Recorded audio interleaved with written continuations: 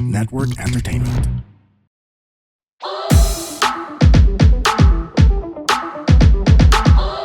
Hi girls and boys, kami ang Lady Bosses! Mga sisteralets! CR tayo, let's go! Hello! Welcome to Lady Bosses! Ang mga guest namin ngayon ay mga doktor. Magpapacheck up ako actually. Wait lang. Wala akong bosses, my goodness. Of course, we also Address have muna natin ba't ako nandito. our co-host dahil late ako dumating. Slate din si Jeannie. Mas late pa si Jeannie. Alam mo, ngayon ko lang naranasan na ang mga pasyente ang mas late sa doktor.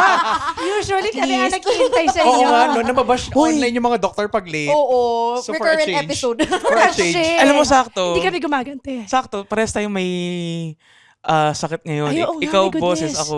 Ito kakabagok lang ng ulo niya. Oh my God! Oo, kwento mo. Ano nangyari? Kakaiba pa tayo Hindi, din. okay eh. lang. Briefly. Di ba nga, pinakita ko sa yung ano ko, HbA1. Yes. Oo. I saw that. HbA1c is for Diabetes. Blood sugar, Oo. yeah. So, nabagok ang ulo ko. Dahil Tapos, nahilo ka? nahilo ako. So, Right after you showed the results? anong, hindi. Nagkataon lang, nakita kami Nagkataon dito. lang. Tapos, ayun nga, so, doon ko nalaman, nung nasa ER na ako, doon ko nalaman na, may blood sugar. Nagkataon. Yung blood diabetic test ay ako. na-request because of the injury. Pero Tapos- diabetic ka talaga. Doon ko lang nalaman. So parang sabi ng ER doc, sabi nga, alam mo sir, okay lang po na ganito natin nalaman. So okay lang Kesa, pala nabakok. na nabakok ako. Kaya What are the other options? Hindi kasi, yung iba niyang pasyente, nasa ICU na, doon lang nila nalalaman na Mas may- malala na. Mas malala Nangyayari siya. Hindi, naman pero yun. wala kang nararamdaman prior to that. Yun nga, wala. Prior to the accident, wala akong naramdaman anything diabetic related. Pero after that, doon na naglabas lahat. It really starts na walang naramdaman. Expert sa naman. diabetes. Yes. Ito yung Itigil mo- itigil mo specialization yan. niya. Wait, so your specialization, And guys, they have their own podcast, Kwentong Class. Call room. Classroom. Pwede na. Pwede na. Pwede Close na. enough. We've heard Pwede na. worse. JB and Ella. Yes, So yes. talk about yourselves more and your specialization. Public health and internal med. Both internal medicine. Both internal medicine. We're batchmates in residency. Yes. I'm 1 year higher in med school. Then batchmates kami sa residency na internal medicine. I work mostly in public health. Then I proceeded to subspecialize further in endocrinology. So, diabetes, hormones, thyroid. Tapos yun, nag-podcast kami to Ang talk about bata other nyo. things. You just think Baby we face. are. How long did you study medicine? Total, even pre-med. Pre-med. Ikaw muna, ilang yan? 4 years BS Biology. 4 years BS Nursing. Then 4 years of medical school. 4 years med school. 1 1 year of internship. And then 3 years of specialization. Plus, 2 years of fellowship. Yun yung subspecialization. so do the math. Ano total? Ay, sorry. 4 plus 4, 8 plus 1, 9. Plus Plus 3, 12. My Oh God. my- 12 plus Plus 2 two. pa. Four- 14 siya. 12 Oo. ako. Pero Yeah. nag-US ka, di ba? Oo, Yun for a naman, master's. masters Iba in naman public yun. health. Oo, that's for a So year. you're like late Harvard si 30s. ate. Ayan. Wow! Late 30s. Early 30s. Early. Bata! Di naman. Baka kasi, Kasi para fresh out of college, dire-diretso na. yes, may mga breaks in between. Kasi ano naman siya eh, once you've done the boards, which is after med school, doctor ka naman, where we just chose to do further training in different fields. Public health, internal medicine, and so those are Yes. just choices we made, kaya nahirapan. But if naman you want to namin. be a general doctor, 4 years of college, 4 years of medical school, 1 year of internship, is then you're board good. exam. Ito yung GP. Yes, yes. Family that's a general doctor. Iba pa yung practitioner. family doctor. May Iba pa family yun. med physician din kasi. That's 3 years. Yeah. Nag-moonlight ba kayo in between or... Nag-moonlight ako sige. In Paris. Med. Oh, explain moonlighting. Moonlighting, basically, racket namin yon or it Freelance. means freelancing. Freelance doctor. Kasi, yung usual image natin for doctors may sariling clinic o kaya nag-hospital duty. There are options na parang they need a doctor in this area from 8 to 12 or 8 to 8, ganyan, whether clinic or ER. Tapos kukunin mo yung racket din. Then you get paid per duty. And then after the duty ends, bye. Bye. You have Wala no na. relationship with the hospital at all. Yeah, there are actual Facebook groups na nagpo-post na this job is up. Per Tapos, hour, per Why is it 24 called hours. moonlight? moonlighting in the general sense, it's parang mo siyang Gabi. sideline eh. Sideline. Parang from your other job. But it can Parang sideline kasi hindi walang sun. But for some Parang the people, other side of the day. Oo nga, no? Bakit nga pero ba? hindi, moonlighting kasi yung general origin niya ay it's something you do outside of your usual work. Pero kasi for doctors who moonlight, Yun na it yung can work sometimes nila. be a series of moonlighting gigs na you do for during your gap year or kapag ayaw mo pang mag-specialize or wala ka pang clinics, ganyan. Yun yung ginagawa ng iba. So, na ganun kami, siya ay after Ako, med I did. school. After medical school, I had a gap year of 1 year. So, I did ER duties, outpatient duties. And that's when I realized I needed more training. Hindi ako ganun ka-confident sa sarili ko as a GP. Ako naman, after residency, nag-moonlight ako. Ang ginawa ko naman nun, ICU duties. But I also taught in med ICU, wow, okay. But I also taught in med schools. I also did other gigs, ganyan. Just doon din namin sinart yung podcast nung nag-year off ako. I see. Mas okay na moonlight kaysa gaslight, no? Totoo. Oo nga, no? Totoo. So, During the pandemic, I think so you were ano ka supposed to ask. you're obviously, you guys passed the boards pre-pandemic. Yeah, we Yes. passed the boards 2017, 2018. 18. Way before pre-pandemic. Grabe. Right before talaga. Oo. So, I understand na you guys had an episode na sa podcast niyo regarding the difference between pre-pandemic and pandemic graduates. You guys could siguro go to that episode na lang for further But what do you guys think, nagkaka-issue ba siya sa mga, like, yung capabilities of doctors or no naman? For context, during the pandemic, you're resident. So, nasa ER kami noon. So, at the height of that pandemic, kami yung humaharap sa Frontliner patient. talaga. Yeah. Frontliner talaga, as in sa Philippine General Nakakatakot Hospital. yan. Na hindi namin alam kung ano yung COVID pa noon. Di ba lahat tayo hindi naman natin alam?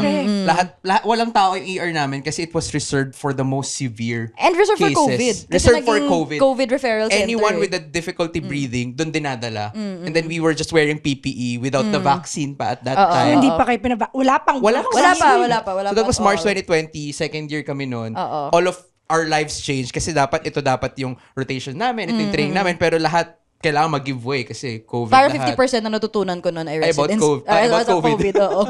Pero to answer the question, yung concern comes from the fact na yung med students kasi noon, instead na magka-exposure sa hospital, for everyone's safety, Online lang. nililimit, as in, med students from the first few years, online lang yung class. And then, kahit yung mga pinag-duty na supposedly sa hospital, wala sila. As in, kami lang talaga yun. Oo, kami lang Sobrang- nasa hospital noon. Kasi kahit sa amin, kailangan limited kung sino mag-duty. Hindi pwedeng lahat ng buong manpower nandun. Kailangan limited lang for the exposure. Akala ko nga that time, they had to rush like more doctors. With license, With license, probably, yes. Kasi but the dapat. students, Yeah. no. So there really was a period in time na walang mga students sa ospital. That's why we had to do that episode because we do understand. Parang iba yung magiging experience nila. So, the concern really is, hindi sila masyadong nakapag face-to-face with patients, hindi sila masyadong nagkaroon ng exposure to the hospital, which is a concern, but it had to be done during that time. And they had to graduate. Oo, kasi... In one way or another. Hindi pwedeng ma-extend yung medical school nila. Yes. Do you think, dahil doon, hindi sila na-condition sa actual hospital working conditions? Kasi obviously right now, sa medfield, mas nagiging aware na ang mga tao regarding the mental health of doctors. So, kasi obviously, mga older people, sabi ko, tiisin mo lang yan, kasama yan sa trabaho. Pero ngayon, parang the people are like, hindi ko talaga kaya. Paano yun? Kasi my girlfriend went through that. She's taking medicine now. Oh, yeah. Okay. She's In Cebu? she's practicing in Cebu. Okay. First year niya, nag-surge. Hindi niya kinaya. She didn't last a year. Kasi talagang ang laki ng mental toll. Kailan gumraduate si girlfriend mo? Pandemic na? Or before?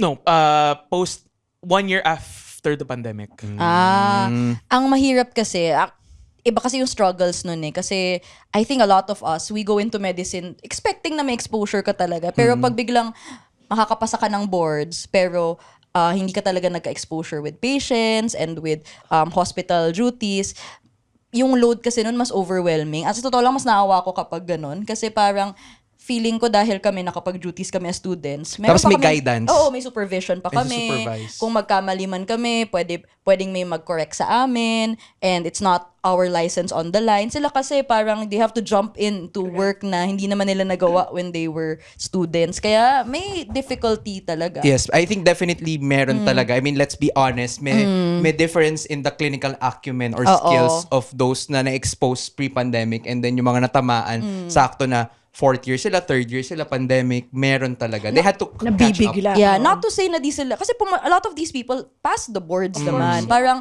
di naman sila yung pagdodoktor kung walang license. But then, the experience really adds a lot to your, ang tawag doon? Mindsetting ba? Conditioning. Stock knowledge. Stock knowledge. Yes, yes, Oo, definitely. oo. Iba yung nabasa mo sa libro sa nakita mo in real life. Is it a Yeah. factor also of personality? Kung introvert ka, parang ma-overwhelm ka kasi you have to deal with a lot of people, your patients. They say na, well, very talking profession kasi ang medicine. But we have a lot of introvert friends. So it's still possible But naman. I guess yes, kasi napapractice din naman yung pakikipag-usap sa patient. So, the less exposure you have, mahihirapan ka nga to get along with patients. And baka nga dahil, kunwari kung introvert ka na nga, tapos parang nahihirapan kang makipagharap. You didn't have much practice kung you went through med school. Kasi During the pandemic, sa amin, ano yan step by step, first few years, magpa-practice kami mag-interview ng isa't isa, or magpa-practice kami with our classmates, and then later on, konting interview with patients. But you do it hanggang by group, Oo. and then next you do it one by yourself. Oo. Tapos yung kinakwento nga dun sa episode na yun, yung napakausap naming someone who went through med school during the pandemic, talagang pati yung naghanap sila ng mga kakausapin sa bahay, interviewin kunwari, o kaya mga fake na examine nila, Yung patients nila, stuffed ganyan. toys. Oo, mga ganun. You know, chinecheck nila yung heartbeat kunyari ng Yeah. stuff toy. Totoo ba yun? Just to demonstrate that you have the skill and maybe build the muscle memory. Kasi maraming muscle memory na, okay, dito. Bigla nagkapulso yung dalawa. Sa buhay. Horror pala. Yeah, kaya mahirap talaga. What was the worst experience mo sa pagde-deliver ng results sa patient? Oh, yeah. Sa, During the pandemic? Or in general? In general. Your entire Like, practice. kasi like obviously, like, yeah, you keep on practicing how to deliver, but when it's actually there na, like, nawawala ka pa ba sa thought na parang, shit, paano ko ba ito i-deliver? meaning, sakit to, no? Sakit. Sakit, Ah, results, whatever. Sa akin whichever. kasi, the most difficult part, nung pandemic kasi, edi hiwala yung mga pasyente kasi they're infected, ganyan. Tapos yung mga kamag-anak, biglang kailangan mo sabihan that namatay yung pasyente Oh my nila. God, may ganyan? Yeah, because there's no way for them to visit. Bawal talaga. Tapos, Tapos parang, pag ganyan, cremate ka agad back then, yes, diba? walang funeral noon. Tapos ang mangyayari pa, parang, edi, inalagaan mo, tapos unfortunately, namatay. Ang nangyari pa, tatawagan mo, tapos, alam mo yun, this Ikaw mismo Yeah, kakausap. as in, I have to pick up the phone, tapos, alam mo yung on the receiving end, ini-imagine mo, some random person is calling para sabing patay na tatay mo, wala na yung nanay mo. Kasi ang nangyari kasi doon ay shift work eh. Yeah. So parang yung kausap nung, for example, ikaw yung kamag-anak, kausap mo kanina si Dr. A, next kausap mo Dr. B, next Dr. C. So, wala Iba-iba kang sila. mukhang makikita. Wala Oh, yeah, kang yeah. same doctor Depende na sa sa shifting. Kasi shifting kasi oo. syempre yung PPE namin only 8 hours. Yeah. We had to change duty. So pagdating ng next doctor, Iba na naman. pumanaw na halimbawa. Nagkataon Yes, sa kanya yes. pumanaw. Siya yung magbe-break Oo. ng bad news. I think that's very difficult. Mahirap na nga mag-deliver ng bad news na face-to-face kasi you have to check the body language. All the more voice lang. Okay, doon ako nahirapan talaga kasi parang yung usual naming pang-comfort ng patient, you can't do that eh. Kasi voice lang talaga yung meron ka. Di mo pwedeng ipat yung back. Control, Oo, yes. di mo pwedeng, hindi niya makikita yung facial expression mo. May pakiba siya sa'yo. Sino ka ba? Bakit biglang sinasabi mo na? And the worst part is sometimes di nga namin sila makontakt eh. So, nalalaman nila hours Pagdating. later o kaya kung kailan sila makadating. Just parang grabe yung trauma that they see.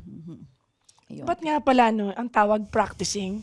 But you're still like continuous. Parang rehearsal, no? Parang ayoko pag surgeon, tapos practicing lang siya on me. Oo nga, no? Pag narinig mo, parang, pinag-practicean niyo ba ako? Actually, Pero practicing, well. Tsaka pa nag-uusap kami, parang kunwari, uy, kumusta practice mo? Ang ibig sabihin nun ay, kumusta clinic mo? Oo. Kumusta dami Ang ng kabuhayan patients mo? mo? Kumusta yung mga ginagawa mo ngayon sa work? Pero practice kasi, I think, it speaks to a lot of the experience component of medicine. Na when we say, Or you mean like it evolves? Sa ibang profession ba, hindi ba hindi ginagamit yung practice na Open word? mic sa amin. Open mic. Oo nga, no? The practice of Hindi, kasi teaching, parang, di ba? Yeah, the Practice. pero hindi mo sasabihin Lawyer pag teacher din. ka. Ha? Lawyer. Di ba practicing Ah, lawyer? Ayan, Pero oo, kung oo. titingnan mo nga, oo If it's nga, a tama. service. Oo. Siguro, oo. Si Jeannie nga pala. Hi. Hoy! Biglang pumayat nga pala si Ivan. Saka lady na talaga siya. Kanina lady boy lang. Oo. Sino sa inyo yung public health? Ako. Hello. Kasi mami ko public health. Oh! So, Sabay pa yun. sobrang ano ako sa mga public Talaga? health. Public health. Share Government? ko lang, Harvard siya graduate. Talaga ba? Tapos public health ka dito. Doon ako nag-masters of public health. But I'm biology yung undergrad ko, medicine, then pareho kaming internal medicine. Pero nag-practice ka ng public health. Yes, Practicing. before I went to residency, Practicing. nag-public health talaga. Kasi parang when I was studying medicine, I realized na mas malaki yung maitutulong ko when I go by the population, which is public health, rather than by individual, which are patients. Oo. Kasi, syempre, nung mga panahon pa ng mami ko, yung mga, wala pang gadgets nun eh. Talagang, ano sila, naglalakad, yung hiking talaga ng ilang hours papunta sa bundok para lang bigyan sila ng mga vaccines, mga ganon. So, nag-practice ka din ng ganon. Me, ay dito sa Metro Manila, mas policy, research. Not with the actual. May mga community work din ako, field work, pero I think mas mabigat yung mga actual na delivery ng service. Oo. So pag ganyan, you worked with DOH? DOH or non-government organizations, international organizations, WHO, UNICEF. So, isa din yun sa mga sinashare namin na pwedeng ginagawa din ng doctor. Kasi nga ang image laging clinic, hospital, duty. Siya, most ng work niya ay policy, sa working with communities, working with The local government. ganyan. So, pwede din ganun yung work ng doctor. Growing mahirap up, did you really want to be a doctor? Ako na, kasi wala na akong voice. Growing up. Did you really want to be a doctor? Oh, that's an interesting question. Well, ako kasi, nung bata ako, never ako pinilit ng magulang ko, to be fair. I was really lucky in that regard. Pero, for some reason, during that time, ang alam ko lang na trabaho na pwede ay engineer, lawyer, or doctor. Tapos sa tatlong yun, ang pinakagusto ko na yung pagdodoktor. Hindi ko alam kung hindi lang ako ganun ka na-expose sa Artista, hindi mo Hindi, alam. actually, nung bata ako, tinatry kong mag-artista, Wow. gusto kong kumakanta sa mga party, Wow. gusto ko yung mga, hindi totoo, naramaraan pa ako sa kwarto namin na Miss Universe, ganyan. Oo, F ko yun. Tapos, lagi akong nag-host, ganyan. Pero, never ko siyang naisip na trabaho. Parang, I don't know. Entertainment, yeah. Oo, as in, Parang pastime lang. but Hobby. I never brought it up with my parents. They never said na, uy, wag ka dyan, wala kang pera dyan. And never, to be fair to my parents, never. Pero, ako na yun, parang yung exposure I was given, parang, nag-ano pa ako na, nagsusulat, nagdo-drawing, Your ganyan. parents were, My what parents, did they do? My mom's a businesswoman, my dad, sa seaman. So, Okay, pero not among the three also. wala din. Pero hindi ko rin, kaya ayoko din naman gawin yung ginagawa nila. So, hindi ko alam bakit yun. I think yung mas na imprint sa akin ay gusto ko ng trabaho na stable, na successful, and na-associate ko yun with those things. And hindi ako nakamit na enough people na ito yung work nila at okay naman sila. Ganyan. Ako naman, I would say, medyo masunurin ako sa magulang ko. So my parents wanted me to become a doctor kasi yung dad ko gusto niya maging doktor, pero dahil hindi nga sila ganun kayaman, so hindi siya nakapag-doktor. And then there was a time that I was really sick, na hospital ako, as in, Oo. agaw buhay, ganyan. And then I realized na I wanted to be the kind of people who helped me back then. But it was not the driving force, I would say. Mas masunurin lang talaga akong anak. But then eventually, when I went to medical school, when I encountered patients, I realized na gusto ko siya. So when I started seeing patients, talking to patients, na-realize ko na, okay, I want this profession. Ganda. Ganda. Kami kasi, usually we also wanted to guest people who are funny but outside the comedy industry. And we see that in you guys. How do you use your humor in medicine? It's our coping mechanism, I think. Okay. As in, So outside of talking to the patients or even in front of them. So, yung podcast namin, it's called yeah, of Kwentong course. Call Room. Kasi yung call room, yun yung break room namin. Parang dun tinatawag yung doctors kapag may kailangan. Oh, that's why. Tas, kunwari, usually shared quarters yun eh. So, dun kami mag-uusap ng mga ka-duty Kanina namin. sabi ko ganyan. classroom. Kwentong classroom. Pwede na rin. Pwede na rin. So, doon kami nag-uusap. So, kaya nung batchmates kami, doon kami nagkikita pag duty, doon kumakain, doon nagkukwentuhan. Parang debriefing area. So, kapag medyo, kunwari, stressed ka, pwede kang mag-rant doon, pwede kayong makapagtawanan doon. Pag Christmas party, doon lalabas yung handa, ganyan. So, I guess that's a way for us to release our stress, to share our experiences, to feel that we're not alone, ganon. So, feeling ko, na lang, extra na lang yung nakakatawa. Kasi, nakaka-stress kasi na yung buhay, tapos parang, gusto na lang namin tumawa. Ako naman, ano ba? Parang I find fulfillment in making people laugh. Oo. Tawa For kayo, me. matutuwa. Nag-improv siya. naman. Nag-improv. Masyado naman. ka? Yeah, I do Yeah. improv. So, kasi ako, ang frustration ko, hindi ako nag-doctor, I would have been a theater actor. Yun yung gusto nakikita ko ko siya. gawin. Or maybe a journalist. So, I want to be in front of people. Like, I'm not scared of the stage. Kasi yung nanay ko, ganun din. Pinagdedeclamation niya ako, pinag-oration niya ako. As in, ganun yung extracurricular ko nung elementary, high school. So, yun. Alam mo ba, merong mga professionals like doctors or basta professional talaga na yung tinitingnan natin as successful na umaalis sila sa profession nila to become a theater actor. Madami. To become I think it's a Ito na sign. yung calling mo. I'm sorry, mami niya. Madami. So, meron ba, parang naisip mo rin ba na parang, shucks, baka mas gusto ko nga to or something? Hindi pa siguro ako ganun katapang para mag-pivot ng career. Kasi I think ito yung mas stable, siguro. Tapos, pero You do it I on want- the side. You still do it now. Yeah. But not full time. Yes. Diba? Kasi I actually took a theater arts class in PETA. Parang if there's an opportunity for me to delve into the performing arts, I do. So yun, like I studied improv. Parang ganun. Si Kung gusto mo- diba, doktor, naging Or- full-time comedian. Ito, si Jason Leong. Taga Malaysia. Doktor talaga siya, pati asawa niya, doktor. Pero he chose to be a stand-up comedian. And kilala na siyang stand-up comedian. You look him up. Matutuwa kayo sa kanya kasi makaka-relate kayo sa mga jokes niya about being a doctor and all. So, yun lang. Talagang inaano ko siya. Umalis siya sa pagiging doktor. Hindi. Ang ganda naman ng talagang ginagawa. You help people. Maraming gumagawa nun. Marami din na parang sinasabay na nila kapag She's a writer. Ito naman ako. Oo. Sige. So medyo kami, What kind into of the arts. topics? No, I'm more into non-fiction writing. So, I like to talk about the experience of medicine. I like to talk about my childhood.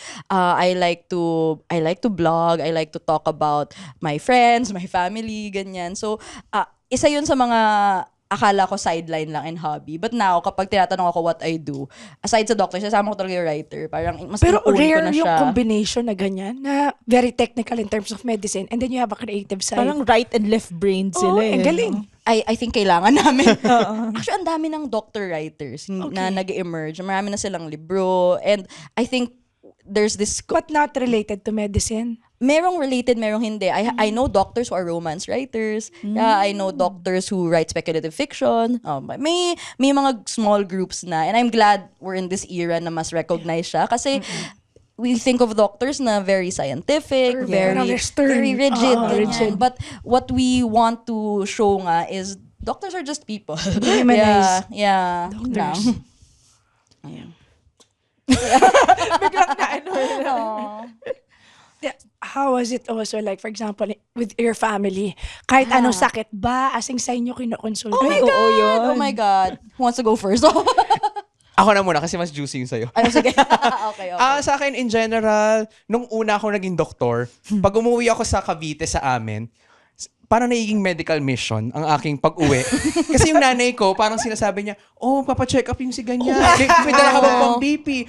Si ganito, ito yung laboratory results niya. Anong basa mo? Pinapabasa sa'yo. Tapos magsisend na lang sa messenger ng parang result ng isang laboratory na walang kahit anong information CT na scan, context. ganyan. Basahin mo Papadala lang. ng x-rays. Sabi ko, ano to? Parang walang kwento. Parang babasahin ko lang ganyan. Pero later on, nung sinabi ko sa nanay ko na, Ma, umuwi ako dito sa atin para makapagpahinga ako, makapag-bonding tayo. Huwag mo naman gawing medical mission. So, simula nun, medyo nag-tone down na yung nanay ko na, siya na yung nagtatriage. Gini-gatekeep na niya. Doon ka dyan. Ito talaga, anak, hindi ko talaga kayang tiisin. Tulungan mo na nga. Medyo gano'n na siya.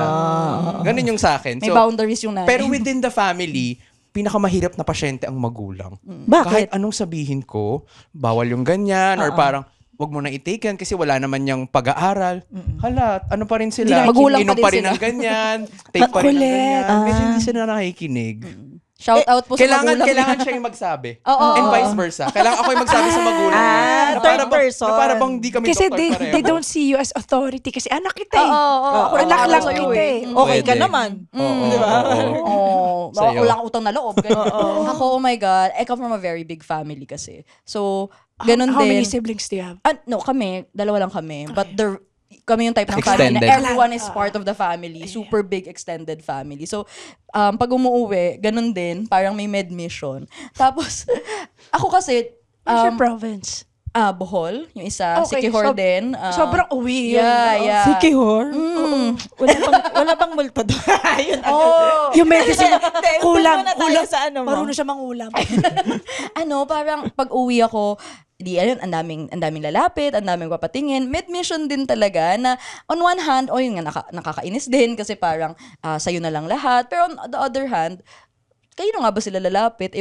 Buti kong madali lang magpatingin sa doktor dito sa Pilipinas. Ang hirap, bukod naman sa gastos. I mean, you can't just step out of work para magpatingin. O, kahit nga yung mga may capacity to pay, nahihirapan silang magkuha ng consult. So, parang nahiya ka din na kamag-anak ka na nga, ganyan. Yeah, exactly. O, Parang tapos, inisip nila, ibang tao nga, tinutulungan mo, paano pa kaya kami? yun nga, tapos parang, yung iba, syempre may boundaries din na you can't really assume the role of the physician talaga nila na magiging responsible. But I try to advise where I can na, okay, itong lab test, parang kailangan pa natin tong imbestigahan. Ito, okay lang to. Ito, you don't have to worry about this. Ito, adjust na. Ito, tuloy mo yung gamot mo, ganyan. So, ganun na yung ginagawa ko. But do you keep like records?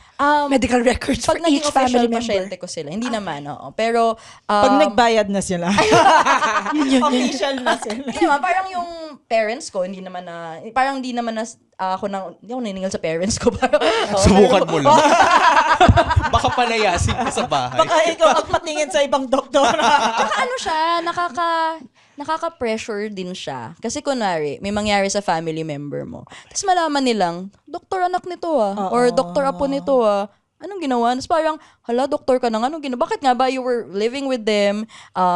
Nakikita mo sila everyday, ba't di mo yung na-pick up na kailangan niya ng ganitong gamot, ganyan. So, ano din siya, pressure din siya na, hala, kailangan healthy magulang ko. Kasi, Oo nga. para saan pa yung Tumutulong ka sa iba, di ba? Oo, tsaka pinang-tuition ako, pinag-aral ako, tapos biglang, hala, dahil hindi ko to nabantayan, alam ko naman na yun yung dapat gawin. And I've had relatives din kasi who've had got admitted, ganyan. Iba yung pressure kasi lahat ng medical decision na important, kahit hindi ko yung immediate na asawa, anak, ganyan. Ikaw yung tatanungin na parang, uy, ganito daw yung findings, anong ma-advise mo. It's especially hard when you have relatives who have cancer, who have terminal illnesses na parang tatanong sa'yo, ano bang best gawin. Kasi ano bang masasabi nila? Gusto nila, kahit may doktor na sila, gusto nilang marinig ulit from someone else. And wala, parang you just need to think of yourself in their shoes kasi hindi naman nila yan gagawin. I'd like to think yung mga relatives ko, mahal naman ako, hindi nila yan gagawin kung hindi nila yun kailangan talaga. Does it feel Kabait naman. May nagpapareseta ba sa inyo? Like mga friends? Di ba ginagawa my yun ng God. mga friends? Nung pandemic, di ka pwede magpa-vaccine unless may tinatawag sila na, kunyari, if you have asthma, Clearance. may clearance from a doctor first. may Parang may nagpapaano pinauna sa akin. sila na pwede magpa-vaccine kung may clearance ka from the doctor. Pero yes, may mga friends na nagpapareseta. Depende sa friend for me kung bibigyan ko ba. Kasi parang as much as possible, bago ka magreseta, you have to know the whole story. Hindi lang parang, ay, meron akong ganitong reseta dati, pwede mo bang reseta ulit? Lalo na if it's like, medyo mas A controlled drug. or maybe may an side effects. antibiotics, di ba? Na parang ganoon. So, depende sa Sitwasyon. pagkakakilala ko at parang sa friend na yun. Judgment. Oo. Parang ako as much as possible, meron muna ako mga question before I give the prescription. Wala namang kaso sa akin, hindi naman ako nagpapabayad ng prescription kapag friend naman nung isang beses lang, May message sa'yo bigla. nung maraming baha sa atin, yung I freely leptospirosis. give RX4 doxycycline. Tinatanong ko lang kung ano exposure, ganyan. Tapos I give free prescription to friends and even to strangers online. At dinumog siya. Pero, ginagawa ko din siya, pero parang lagi ko iniisip, ano yung parang kailangan makausap ko muna siya and ano yung consequences kapag nabigyan ko siya ng reseta. So kung tingin ko Low stakes. o kaya hindi magkakos ng harm, ganyan. Tapos pagtingin ko, I don't have enough information para mag-advise ng maayos. Ang gagawin ko ay either pakonsulta siya formally or pakonsulta siya sa ibang doktor. No? Para lang safe. Kasi as much as kaibigan ko sila, gusto ko sila tulungan. And to be fair to our friends, hello friends, hindi sila nang-aabuso naman. As in, ano naman sila, I've know people na ganun yung experience pero at least for our friends, talagang nagbabakasakali lang sila. And they're actually very grateful kapag tumulong ka. Oo. Kasi very rampant yung ganun sa sa mga friends, lalo na yung medical certificate, yung pag nag-absent. For the school. Yung leave, medyo hindi ako doon, yung mga, hindi ako medyo, na pag, Oh my gosh. bigyan ko ng med-cert Pero para makapag-leave. magbabakasyon. Hindi. Bas ako kung totoo kasi pero kung hindi totoo kasi and ano naman yan again nasa kaibigan. Kung alam mo Depende sa nagsasabi friendship ka. card kung matatanggap or declined. Kasi yung alam, ang hirap din kasi talagang kumuha ng med-cert. Pero kung alam kong medyo shady tong taong to. At parang, Baka maunawin talaga ng kaibigan ay, ko wow. dito. kasi, mahirap kasi ng healthcare sa Pilipinas. Pero parang kung alam kong medyo sketchy, na alam na mukhang gusto niya lang hindi makapasok sa trabaho, parang wag na lang. Baka mag-travel pa no? Makita mo sa stories, no? Oo. Ay, kala ko sa Boarding na siya. sakit na Vietnam. Oo nga, no? Totoo. Eto, dahil doctors believe in drugs talaga. Like, syempre, yung legal na drugs, ha? Pero ano yung kasi may mga patients like, mas gusto nila herbal, mas gusto nila natural. Ay, juicy din yan. Oo. Mas gusto, ano yung advice nyo doon? Ito maganda yung advice ito. Ako Ikaw na ulit. yung sumagot. Maganda yung advice mo dyan. So, dati talaga, in general, the answer is, pag hindi siya napag-aralan ng mabuti, not well-researched, and pag nakalagay talaga na no therapeutic claims, hindi siya gamot. So, in general talaga, those herbal supplements and all, they're really just supplements. Wala silang ginagamot. Like food, just like food. Yeah, wala silang ginagamot na sakit, hindi necessarily bababa yung sugar mo, ganyan. That being said, when I was a younger doctor, sobrang sungit ko sa ganyan. As in, kapag may darating na pasyenteng ang entrada, uminom ako nito, doc. Tapos parang sagot ko, ba't ko uminom yan? But, parang, nung medyo nahimasmasan ako ng buhay, para I realize, wala namang may gustong magkasakit at wala namang intentionally sinasabotage yung buhay nila. Parang, ang hilig kasi nating magsabi minsan na sinisira mo yung ganyan mo. Yung bato mo. Yung bato mo. Para sinisira mo atay mo, ganyan-ganyan. Pero, wala namang gumagawa na intentionally ipopoison nila yung sarili nila. Sabotage nila yung It sarili. always comes from a place of uncertainty and a place of fear. Ganun. So parang iniisip ko, kaya niya yan nagawa or kaya niya yan naisip kasi una, di niya naintindihan sakit niya. Ikalawa, takot siya na lumala. Kaya dahil ito yung alam niya about their body, gagawa niya ng paraan. So I try now to meet them there. Na ina-acknowledge ko na this is part of their attempt to be healthy. Nagkataon lang, hindi siya yung necessarily the best step that they could take. Tapos doon na lang ako nag-educate. Kasi parang nasisira agad Let yung me relationship. educate you. Hindi nasisira din kasi agad yung relationship kapag yung itsura mo agad ay para kang teacher na pinapagalitan mo yung student mo. So ayoko din ng ganun kasi parang Kaya nga healthcare. Oo, you have to kasi- show that you care oo, first. parang kaya nga sila lumapit kasi magtatanong siya eh. So parang ako, ang usual ko ng script dyan ay, okay, alam ko medyo natatakot kayo sa sakit nyo, kaya nyo yun ginawa, pero sa ngayon kasi wala pang pag-aaral, baka better po kung yung gagastusin natin sa gamot, ito na lang po sa reseta natin, ganyan. Kasi ito mahal din yan eh. These supplements, they aren't cheap either. Parang ang daming nauubos na pera kasi gusto nila necessarily natural. No? But natural doesn't necessarily mean na well-studied siya or na may proven benefit siya. Kaya nga, biblical quote lang yung mga ads ng mga ibang And admittedly, some doctors, hindi masyadong napapaliwanag yung mga gamot na nireseta. Mas magaling kasi talaga ang mga supplements, mag-touch ng emotion, magpaliwanag, which is the weakness of humans as humans. Yeah. Tapos sila yung mas naiintindihan mo sa commercial kaysa yung doctor mo na Technical. 5 seconds lang nung nireseta, inumin mo yan. Tapos di mo alam kung para saan, di ba? May mga ganun admittedly may ganun. Yeah, ano rin talaga siya, lesson siya for doctors also to try to give at least a few seconds para ituro To yun. explain Kasi what it does to your body. Kasi a lot of people, nakikita ko naman, pag napaliwanag mo naman, kapag Maayos. naintindihan kakampihan naman nila, nakikinig naman sila. Again, wala namang nagsiself-sabotage ng buhay nila. They don't do this to spite you. But they're doing this kasi tingin nila yun yung best thing to do for themselves.